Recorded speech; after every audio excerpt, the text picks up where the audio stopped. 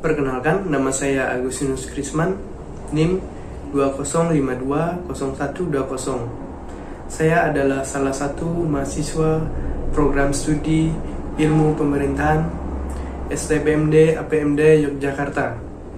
Berikut ini saya akan menceritakan sebuah pengalaman saya selama saya praktikum di salah satu desa, tepatnya di Desa Wonokerto, Kecamatan Turi, Kabupaten Sleman, Yogyakarta. Selamat menyaksikan video dari saya.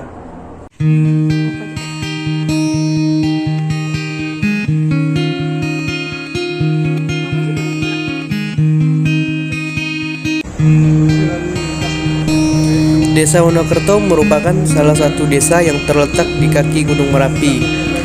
Luas wilayah desa mencapai 1.270 hektar dengan batas wilayah sebelah utara Desa Girikerto, sebelah selatan Desa Donekerto, sebelah barat Kabupaten Magelang, dan sebelah timur Desa Girikerto.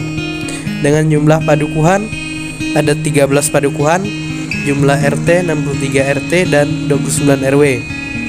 Jumlah penduduk desa sejumlah 10.118 jiwa. Penduduknya bermata pencarian sebagai petani padi, petani salak, buruh tani, serta perikanan. Dengan mayoritas penduduknya bermata pencarian sebagai petani salak. Desa ini terkenal sebagai tanaman salaknya. Sebagian petaninya menjual salaknya ke tengkulak dan sebagian lagi ada yang menjual salaknya ke pasar yang ada di Desa Wonokerto tersebut. Di desa ini ada tempat objek wisata yang dinamakan objek wisata Arung Jeram dan Pasar Balai Rantai. Saya melakukan praktikum tepatnya di salah satu pasar, yaitu pasar milik desa yang sering dikenal dengan nama Pasar Balai Rantai yang terletak di Padukuhan Sempu. Pasar Balai Rantai sendiri merupakan salah satu pasar yang berdiri demi kesejahteraan masyarakatnya dan berdiri dari inisiatif kepala lurahnya. Berdirinya sudah cukup lama, yaitu didirikan sejak tahun 1960-an. Pasar tersebut bukanya sesuai dengan kalender Jawa. Dalam satu minggu ada 3 hari, yaitu Legi, Pon, dan Wage.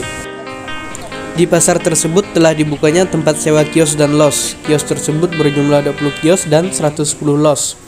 Dengan biaya sewa kios 1.200.000 per tahunnya dan biaya retribusinya 1.000 per los setiap harinya. Biaya sewa kios tahun 2020 kemarin yaitu ada 600.000 per tahunnya.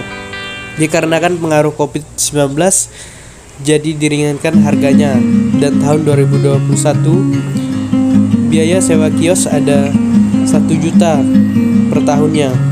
Namun tahun depan biaya sewa kiosnya itu akan dinaikkan, akan menjadi 1.700.000 per tahunnya. Di pasar tersebut tidak hanya masyarakat Kelurahan Wonokerto yang berjualan, namun juga ada pedagang dari beberapa daerah. Untuk biaya sewa kios, baik pedagang masyarakat setempat maupun dari luar itu disamaratakan serta wajib melakukan perizinan ke kantor Kelurahan Wonokerto. Terkait Pasar Balai Rantai, pedagang Pasar Balai Rantai memiliki inisiatif membuat tabungan pasar, di mana tabungan ini digunakan untuk hari raya besar. Namun tabungan ini hanya boleh diikuti oleh pedagang pasar tersebut, di mana tabungan ini diperuntukkan untuk membeli daging pada saat hari raya besar. Untuk sekarang, pemerintah Kelurahan Wonokerto sedang melakukan perenovasian terhadap Pasar Balai Rantai untuk meminimalisir lokasi agar semua pedagang pasar mendapatkan lokasi yang layak, karena sebelumnya lokasi pedagang paling ujung itu jarang sekali dikunjungi pembeli. Pendapatan atau hasil pasar tersebut diserahkan kepada pemerintah desa sebagai kas desa dan digunakan untuk mengelola pasar, yang berartinya dari pasar dan diserahkan kembali ke pasar untuk mengelola pasar. Mengelola pasar seperti memfasilitasi pasar, contohnya memperbaiki atap yang bocor, memperbaiki pintu yang rusak, membuat toilet di pasar, menyediakan petugas kebersihan, petugas keamanan, petugas pengelola pasar, dan lain-lain. Untuk Pasar Balai Rantai itu berdirinya dari inisiatif siapa Pak? Dan dari tahun berapa berdirinya? Sekitar tahun 60-an, nama pastinya enggak, saya enggak ingat. Sekitar tahun 60-an. Yang apa? yang inisiatif kan lurah sing Wonokerto.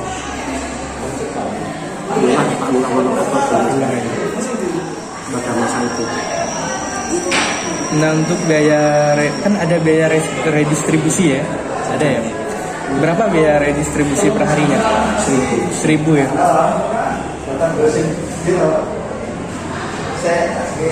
Nah, hasil kasar itu kan seperti dari biaya redistribusi itu tuh seperti biaya sewa kios itu kan diserahkan ke desa ya Pak, diserahkan ke desa. Ini untuk mengelola pasar ya Pak. Ya, salah satunya untuk mengelola pasar dan kemudian juga untuk pemeliharaan pasar. Pemeliharaan pasar. Jadi dari pasar itu kembali ke pasar lagi gitu. Iya, dari pasar kembali ke pasar lagi. Pasar lagi. Nah, di pasar Balai Rantai itu kan pasti ada petugas pasarnya.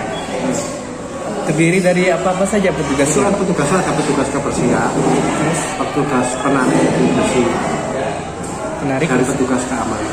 Petugas keamanan juga ada ya.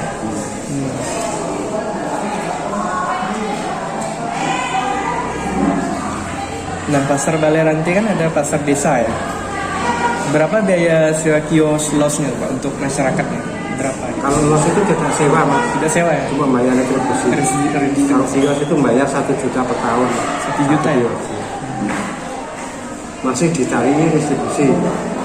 Jadi untuk kios itu masih sewa kios dan retribusi. Nah, los cuma retribusi kok. Iya.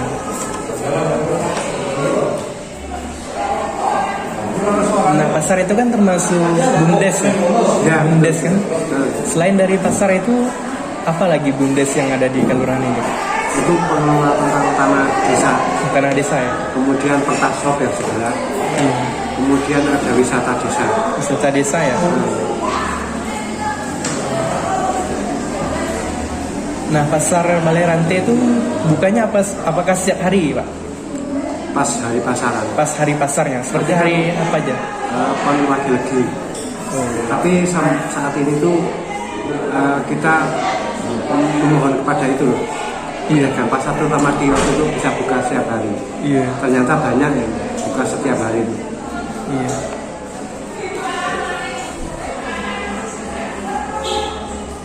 Nah, jika orang luar gitu, orang dari luar kelurahan nih jualan ke pasar Balai Rantai, apakah harus ada izin gitu Pak?